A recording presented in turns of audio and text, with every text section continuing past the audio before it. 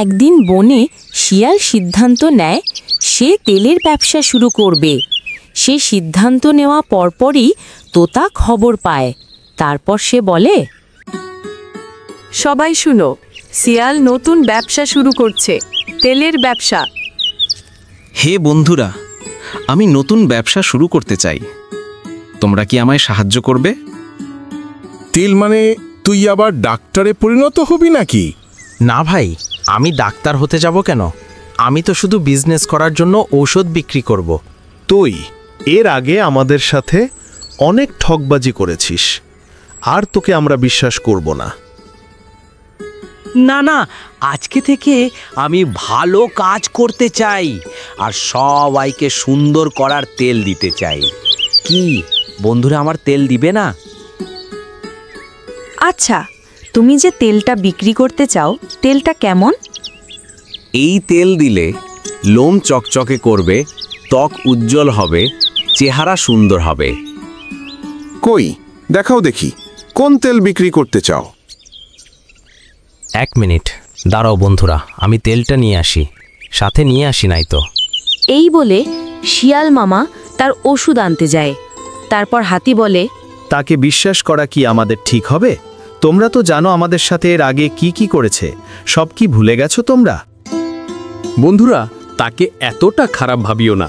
হয়তো সে একসময় খারাপ ছিল, বাট এটা মনে রেখো, মানুষ সবসময় খারাপ থাকে না, একসময় ভালো হয়ে যায়।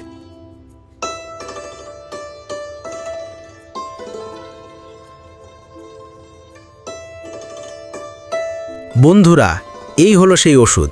কে কে নিবা বলো? আচ্ছা, তোমার এই ওষুধ কত করে, কি মানে কি হিসাবে বিক্রি করতেছো? বেশি না ভাই, মাত্র 2টা করে কলা, এতেই হবে আমার। আচ্ছা বন্ধু, আমার তো অনেক বড় বড় লোম, আমার কি এই ওষুধ কোনো কাজে দিবে? না বন্ধু, তোমার কোনো কাজে দিবে না, কারণ তোমার লোম খুব বড় বড়। আমি দুঃখিত বন্ধু। আচ্ছা, তোমরা এই তেলটা আমাকেও দিও তো, আমিও ট্রাই করে দেখব আমার এই ওষুধটা কাজে দেবে তো না। রাজামশাই, আপনার গায়ে লাগবে, সমস্যা নাই, আপনার শরীরে লোম কম আছে।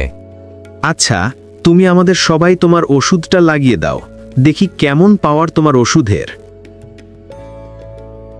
তারপর শিয়াল তার ওষুধ নেকড়ের শরীর বাদ দিয়ে সবার গায়ে লাগিয়ে দেয়।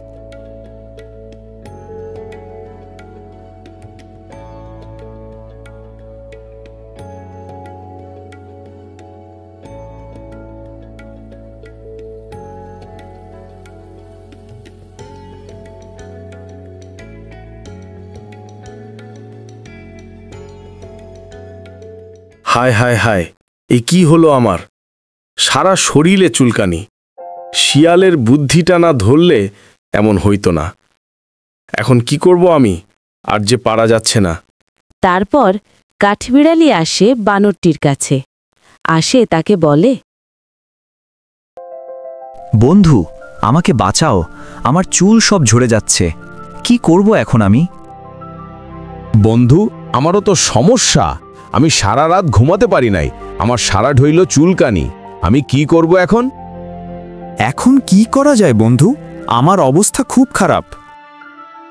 চলো রাজামশাইয়ের কাছে যাই, দেখি রাজামশাই কি বলে।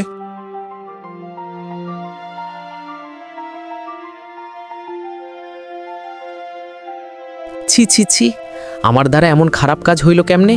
আমি বনের রাজা, আমার সাথে খারাপ কাজ করার সাহস পেল কেমনে? অবশ্য ভুলটা আমারে ছিল। আমি জানি সে ঠকবাজ, তারপরও আমি তাকে বিশ্বাস করলাম। আমার সারা শরীর চুলকানি, ওদের যে কি অবস্থা মালিকে জানে।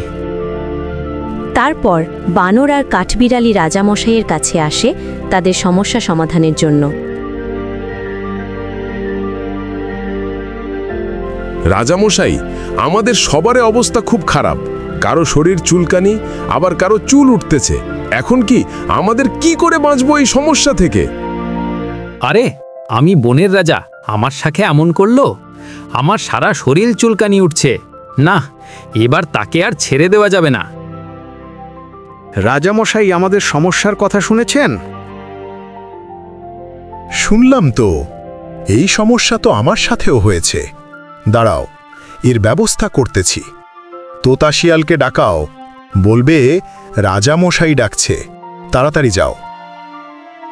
এরপর তোতা শিয়ালকে খুঁজতে যায়, কিন্তু তাকে খুঁজে পায় না, কারণ সে বন ছেড়ে পালাইছে। তারপর সে বলে, রাজামশাই, তাকে কোথাও পেলাম না, মনে হয় বন ছেড়ে পালাইছে। আরে কয়দিন পালিয়ে থাকবে? আজ নয়তো কাল ফিরে তাকে আসতেই হবে, তখন বুঝাবো কত ধানে কত চাল। এখন যার যার ঘরে যাও, আমি এটা সমাধান বের করতেছি। তারপর সবাই নিজ নিজ ঘরে ফিরে যায়। বন্ধুরা, এই ভিডিওটি কেমন লেগেছে অবশ্যই কমেন্ট করে জানাবেন, এবং এই ভিডিওটি পার্ট 2 দেখতে হলে অবশ্যই চ্যানেলটি সাবস্ক্রাইব করবেন। ধন্যবাদ সবাইকে।